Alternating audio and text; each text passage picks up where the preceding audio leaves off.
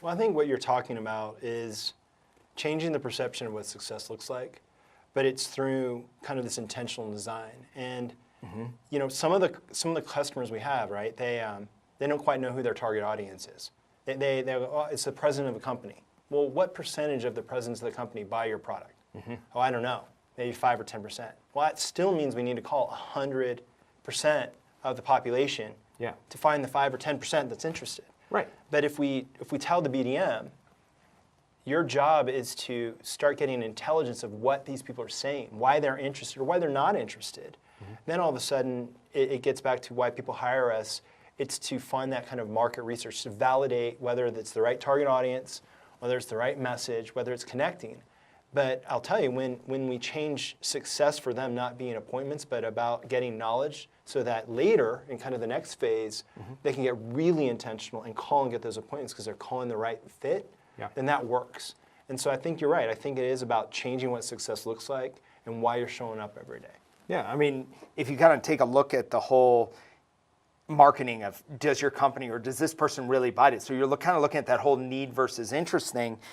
If they look at that and they're just said, you know what, we did all this market research and we found out that, yeah, that person would want to buy it.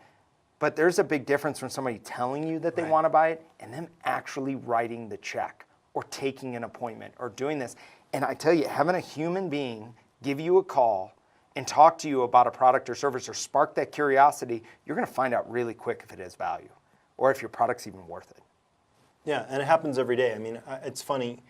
It's kind of that whole chance favors the prepared, right? Like, it looks easy when all of a sudden someone's like, well, you just made a couple calls and boom, there was someone that was interested right away.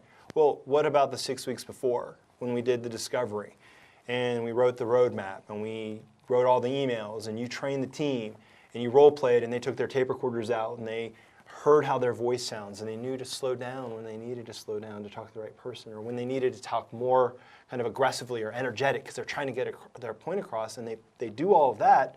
So when the event does happen, when there's somebody that wants to learn more, they're ready. And that's when people are like, oh, this looks easy, or you were lucky. And it's like, no. Yeah, that drove me crazy. Absolutely. I mean, when somebody comes to us and they say, wow, that seemed really, that was something that was easy. That was a bluebird. That was a bluebird, low-hanging fruit. Yeah, it was a bluebird, low-hanging fruit. Yeah, how many times have we heard that? It's like, wait a second. Right. Yeah, the guy who wins the triathlon, it wasn't easy for him. He spent years training for that thing.